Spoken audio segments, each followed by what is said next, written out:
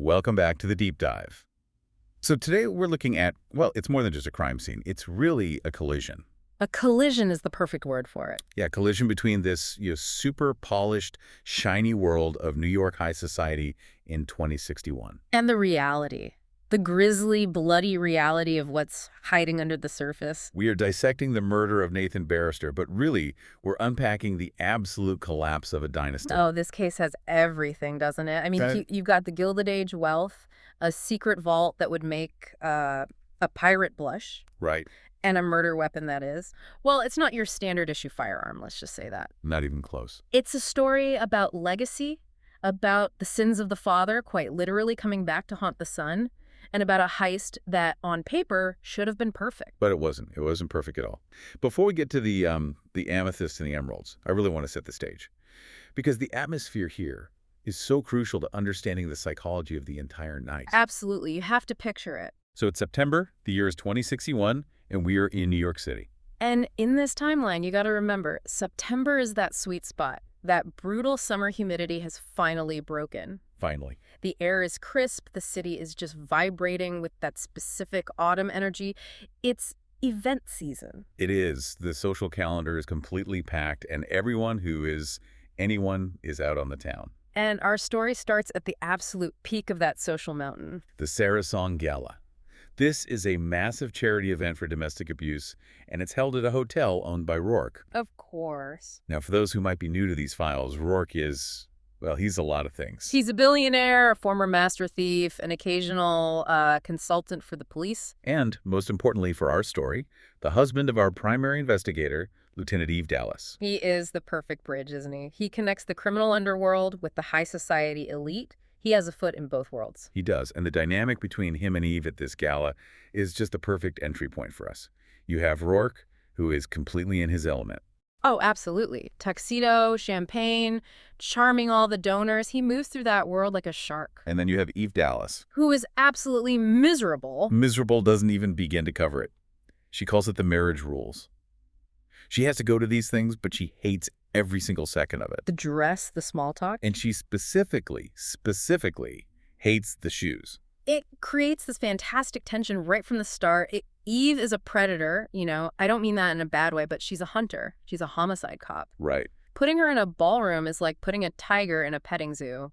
She's just not built for it. She's sipping the wine, she's nodding at the donors, doing what she calls the mill-around time. But her brain is just waiting. Her instincts are on high alert. She's wired for the street, not the salon. Totally. But the night actually winds down pretty peacefully. They end up at the after party in the hotel bar. It's around 1:00 a.m. And the whole crew is there. You have Mavis Freestone, the pregnant rock star, Nadine First, the ace reporter. It's a comfortable scene. They're eating spicy nuts. They're laughing. It feels safe. It feels like the night is finally over. And that's always the trap, isn't it? Always. Because 1:00 a.m. is the witching hour in homicide.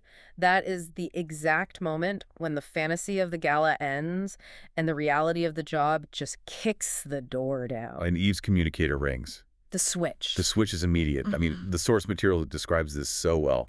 1 second, she is a wife at a party, sipping wine. The next, she's the lieutenant. The mask comes off. Oh, Or maybe the real mask comes on. that's a good way to put it. Dispatch calls it in.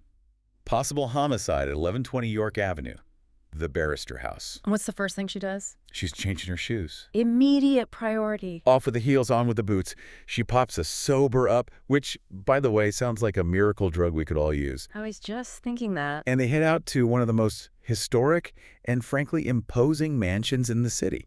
And this is where the mission of our deep dive really starts.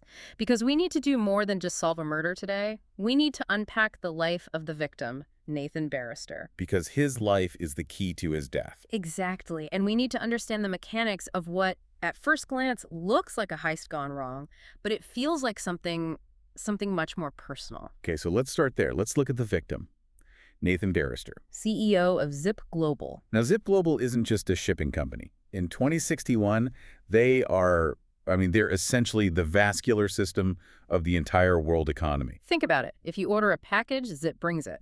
If a company needs steel, Zip moves it. If a colony off-planet needs medical supplies, Zip handles the logistics. So Nathan Barrister wasn't just rich in the way we think of rich. He was logistically powerful. He controlled the flow of everything. he did. But the profile we get of him isn't the typical, cutthroat CEO, is it? Usually when we do these deep dives into billionaires, we find a trail of, well, metaphorical bodies. Or literal ones sometimes. Or literal ones. But not with him, no. And that's the real tragedy here. By all accounts, Nathan was the good one. What do you mean by that? Well, he's 50 years old, incredibly wealthy, but he doesn't seem to have the ego that usually comes with that territory. Unlike his father, Henry Barrister, and we will get to Henry, believe me. I can't wait. Unlike his father, Nathan was a clean operator. No shady deals, no enemies lurking in the He shadows. was a family man. Married to his wife, Aileen Carville, for 25 years. 25 years in that high society world is like a century in the real world. That's a lifetime. And they seem genuinely happy. The sources describe a relationship that started back in college and just never lost its spark. Right. They have 2 daughters, Chloe and Anya, both studying at Harvard. It's the picture-perfect American success story on paper. And he was a good boss, from what we can tell. A decent boss. He wasn't a tyrant. He was liked by his staff. He was benevolent. There's no trail of angry ex-lovers, no disgruntled business partners. He was just a guy who worked hard and loved his family. Which just makes what happened to him even more tragic. Infinitely more. So let's talk about where he died, the Barrister House. This place sounds incredible, but also a little intimidating. It's a relic. A true relic of the Gilded Age. A massive 3-story brick mansion right on York Avenue. It actually used to be a museum before Nathan's father, Henry, bought it. It has that specific New York history, doesn't it? It survived the urban wars. It was ransacked at one point, then restored. It stands as a monument to survival and, well, to wealth. And the description of the interior, it highlights this massive disconnect between the public face of the family and their private life. You have these front rooms that are described as crazy rich gold. Right, and that's the facade. That's the old money public face. Formal, stiff, white marble floors that just look cold as ice. Eve hates them instantly. Of course she does. She looks at them and thinks, nobody actually lives here. It's a set piece. It's designed to impress and intimidate. But then you go deeper into the house, back to the kitchen and the lounge, and it's a totally different world. Completely different. Soft greens, comfortable furniture, the actual smell of cooking. That's where Nathan and Aileen really lived. It shows a family that had immense wealth, but still craved comfort. They didn't live in the museum part. No, they lived in the cozy part. They weren't just posing. So Eve and Rourke arrive. The body is in the home office on the main level. Yeah. What's the scene like when they walk in? It's grim. It's what Eve would call a clean scene in some ways, but it's brutal. Nathan is found on the floor. The cause of death is blunt force trauma to the back of the head. One massive catastrophic blow. And the weapon. We have to talk about the weapon because it's so specific and just so strange. This is one of those details that just sticks with you, isn't it? It was a large 18-inch amethyst geode. A rock. A big purple sparkly crystal. A very expensive, very heavy, very jagged rock. It was part of a lighted display on a shelf in the office. It's what we call a weapon of opportunity. Which means the killer didn't bring a weapon with him. Exactly. They grabbed the heaviest, deadliest thing nearby. And that suggests panic. Right. Or at least a lack of premeditation when it came to the murder itself. The break-in was planned, but the killing, maybe not. Precisely. If you're a professional assassin, you bring a silencer or a garrote. You don't walk in hoping there's a heavy rock on the desk.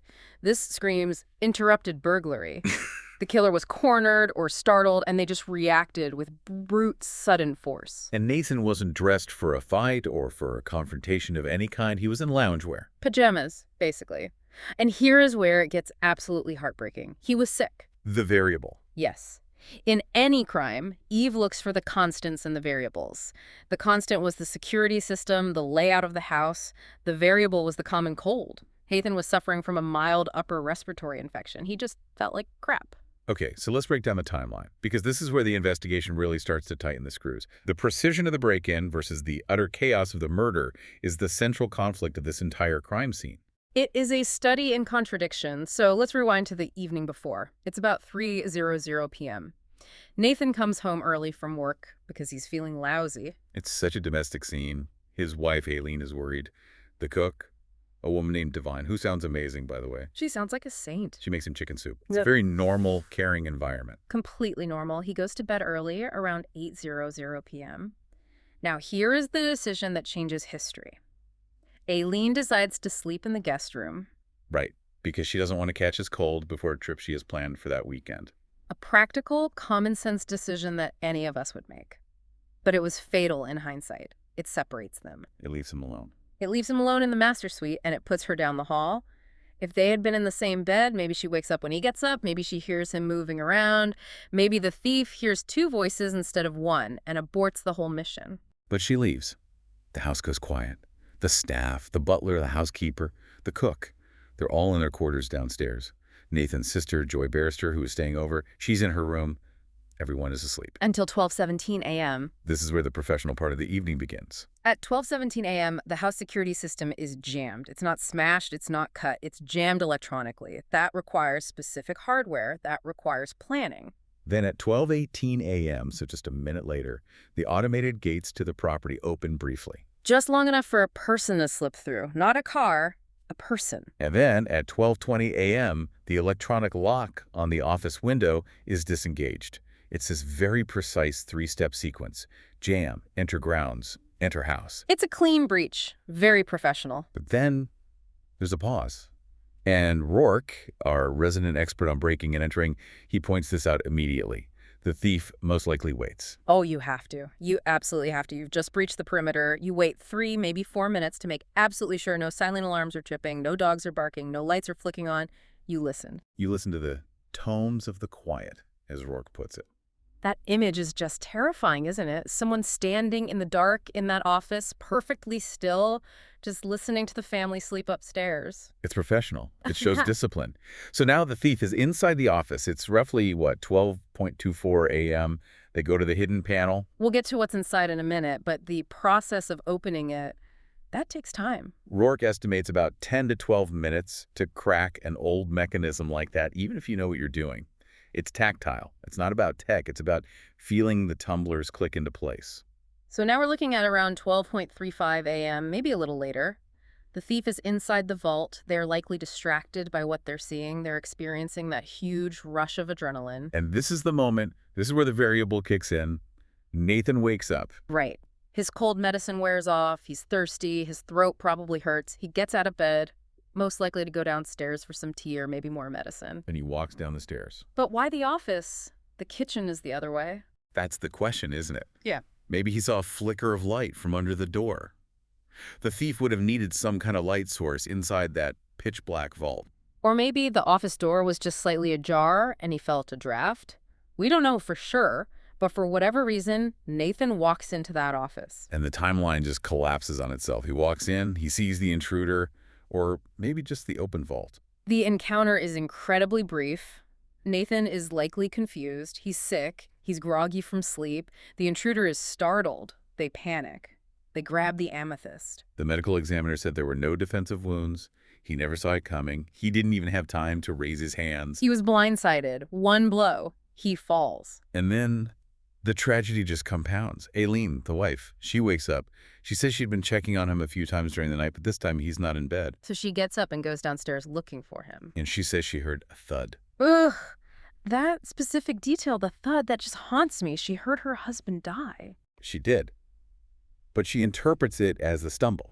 She thinks, oh, Nate's just clumsy because he's sick. She calls out his name. Nate. No answer. So she walks to the kitchen first, turns on the lights, nothing. Then she goes to the office. And in those few seconds, the thief is gone. They went out the window while she was checking the kitchen. And they close the window. That's an interesting detail. It's a thief's reflex. You always cover your tracks. Right, but they left the vault open. That tells us they were rushing, but not in a completely blind panic. They had enough presence of mind to seal their exit, but not enough to hide the bigger crime. And at 1:02 a.m., the 911 call is placed by Nathan's sister, Joy. So the timeline is incredibly, incredibly tight. We're talking about a window of maybe 90 seconds tops between the murder and Aileen entering that room. If she had been just a little bit faster, or if the thief had been just a little bit slower, She would have walked in on the killer. or she would be dead too. Okay, now we have to talk about the twist. The thing that takes this from a sad, brutal domestic homicide into a massive international case. The secret vault. This is the moment the whole investigation pivots. Eve and Rourke walk into that office, and behind a hidden panel, they find what Aileen calls Aladdin's cave. It is a hoard. An unbelievable hoard. And we aren't just talking about stacks of cash or gold bars.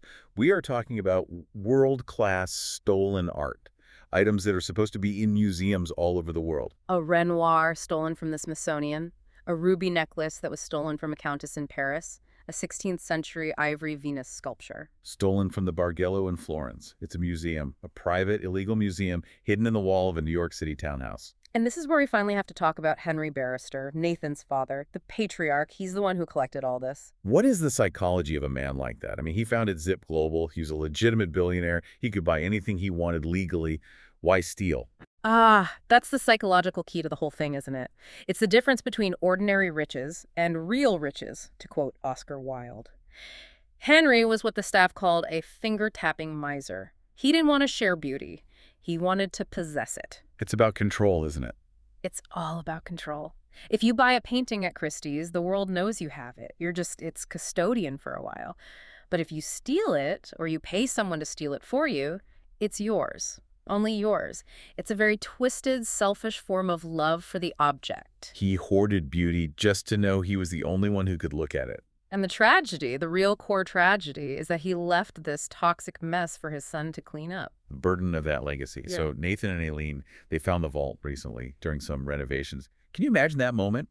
You pull back a panel in your office and find $1 billion in stolen art? They were horrified, absolutely horrified. This wasn't their sin. And they were planning to return it all, right? That was the plan. That's what the investigation shows, yes. They were secretly cataloging everything, trying to figure out how to give it all back without completely destroying the family name and the company's reputation. They were trying to do the right thing. But they were trying to do it without consequences, That- anonymously. Exactly. And that delay, the time they took to figure out the logistics of this impossible situation, is what got Nathan killed. If they'd called the cops on day one, the vault would have been empty when the thief arrived. It's just a heartbreaking what if. It really is. Okay, so we have a vault packed full of priceless treasures. But here is the kicker. Not everything is there when Eve and her team do the inventory. One major collection is missing. The royal suite. Tell us about the royal suite. This is the holy grail of this particular crime. It's a collection of massive emeralds and diamonds, a necklace, earrings, a bracelet. It was stolen from the Tate Gallery in London years and years ago. And the value, what are we talking about here? The estimated value is somewhere around $500 million. $500 million for one set of jewelry. It's a staggering amount of money, and it's the only thing missing from the vault. The Renoir is still there, the rubies are still on the shelf, the ivory statue is untouched. Which tells us what? It tells us the thief came for that specifically. They didn't just stumble upon the vault and grab the shiniest thing. They didn't take the Renoir because it's hard to move. They went for the green stones. It was a targeted hit.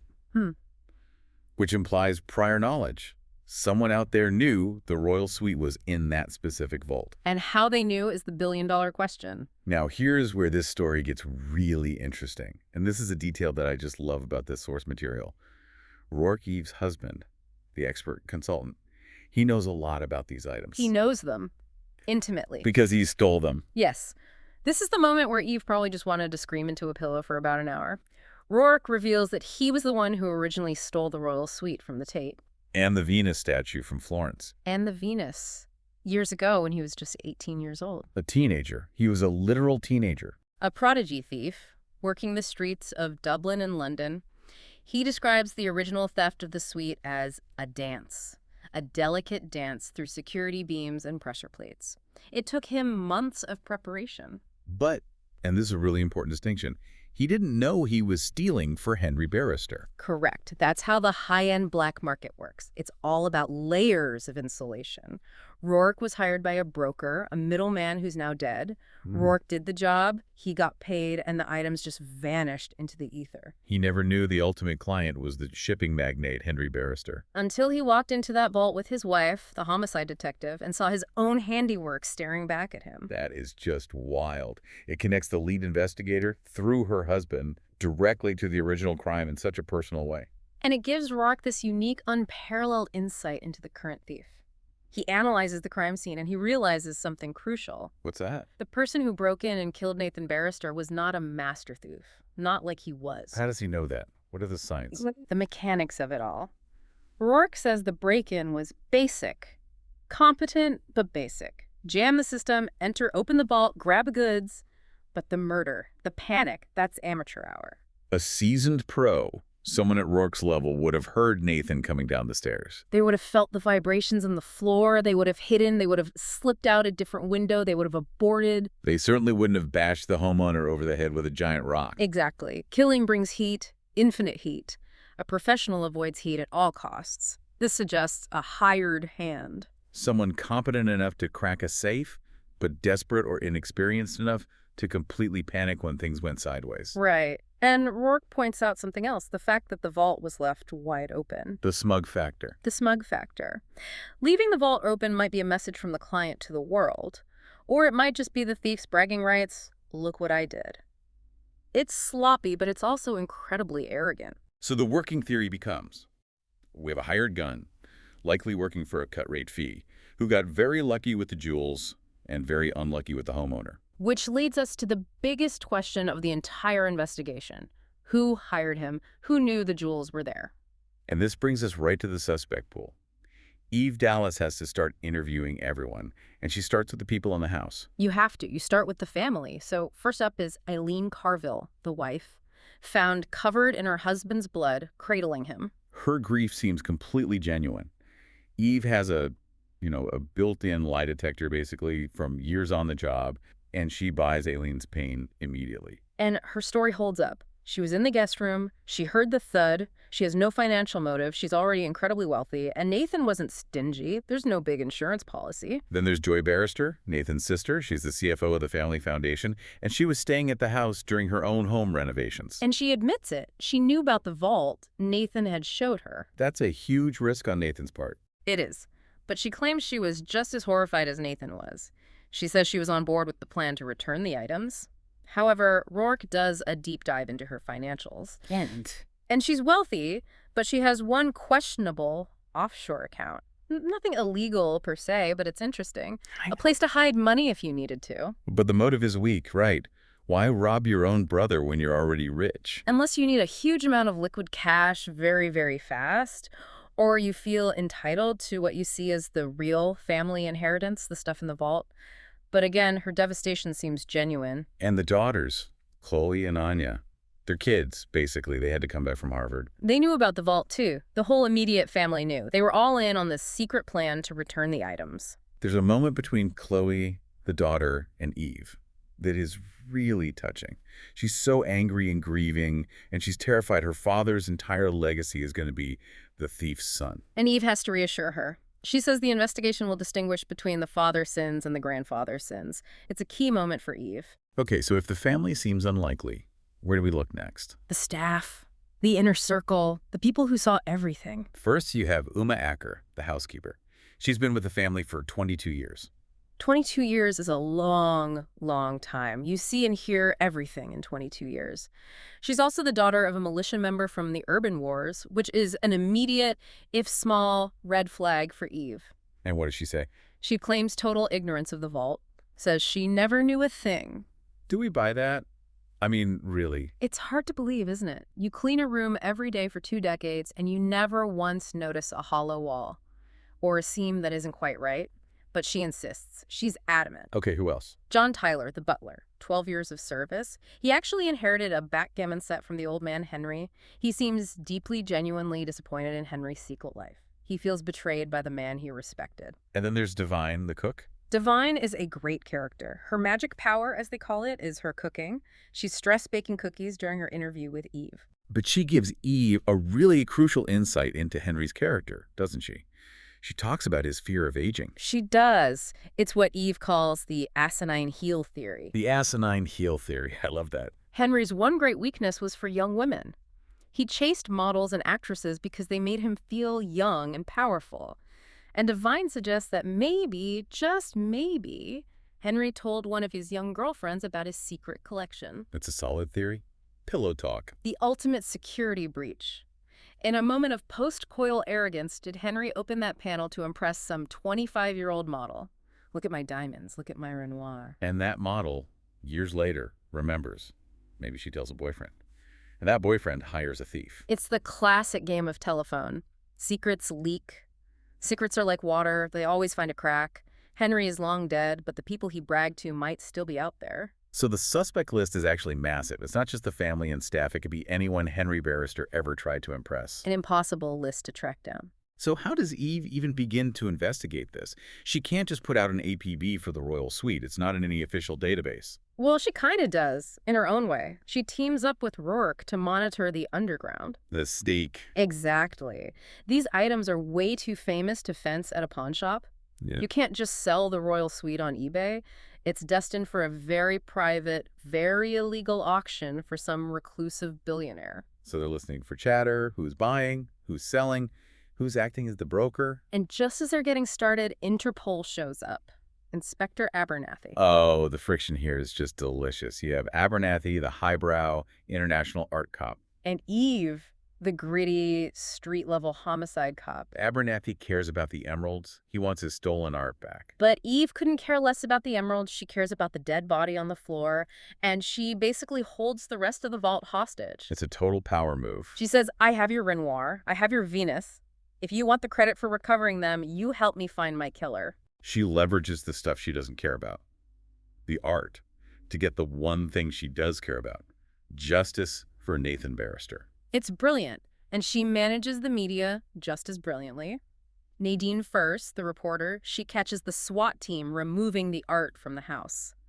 The secret is about to break. So Eve gets ahead of it. She cuts a deal. She gives Nadine the exclusive to control the narrative. She lays it all out for her. Here is the story. Henry was the thief. Nathan was the victim trying to right a wrong. Write that.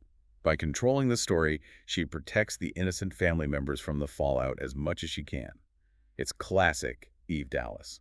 Always protecting the victims, living or dead. But the public revelation is still huge. The great Henry Barrister, founder of Zip Global, was a common crook. The family legacy is tarnished forever. Which brings us to the core themes of this deep dive, this idea of greed versus legacy. It's the central tragedy of the whole story.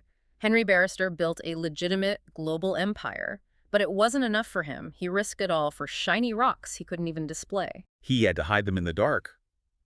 I mean, what is the point of owning a Renoir if it's hidden behind a wall? It's about that internal satisfaction of possession, that secret knowledge. But the cost of that secret is paid by his son. The sins of the father literally killed the son. If Henry hadn't stolen those jewels, no thief would have broken into that house. Nathan would still be alive. And then there's the theme of the variable. How fragile life is. A simple, common, cold, changed history. If Nathan hadn't been sick that night, he sleeps right through the break-in. The thief gets away clean. Nathan wakes up in the morning. The vault is empty. He calls the cops. He's angry. He's out $500 million, but he's alive. The fragility of best-laid plans. On both sides. The thief planned the perfect heist. The family planned the perfect anonymous return of the art. And a simple cold virus just disrupted everything. Threw a wrench in everyone's plans. And finally, what it all comes back to for this investigation is Eve's code. I speak for the dead. It's what grounds the whole story, isn't it? With all this talk of billions of dollars and famous paintings and international intrigue, Eve never loses sight of the man on the floor. To her, the art is just stuff. The life is what matters. She defends Nathan's character to his daughter because he can no longer defend himself. That's why we follow her. That's why we trust her. Absolutely. So where does that leave us? Let's just summarize the status of the case as this part of the story ends. Okay. Nathan Barrister is dead. The royal suite is missing again. The rest of the vault is being emptied out and sent to the Met for authentication and eventual return. And the suspect pool is wide open. It's likely a hired pro or maybe a semi-pro, but the mastermind, the client who wanted those jewels, is still a complete ghost. And somewhere out there, someone is sitting in a quiet room, holding $500 million in emeralds, knowing that they have blood on their hands. And knowing that Lieutenant Eve Dallas is coming for them. Which has to be a very, very scary thought. And that brings us to our final provocative thought for today. It really makes you think about the whole concept of ownership, doesn't it? Henry Barrister stole these items to own them, but he had to hide them in the dark. Rourke stole them once for the thrill and for the money, and then he just let them go. In the end, the items outlast everybody. The emeralds don't care who holds them. So is it ever possible to truly own something that history itself claims? Or are we all just temporary custodians of the things in our lives, waiting until the next thief or the next tragedy comes along? Something to think about while you're locking your doors tonight. Thanks for joining us on the deep dive. A pleasure as always. Stay safe, check your locks, and we'll see you next time.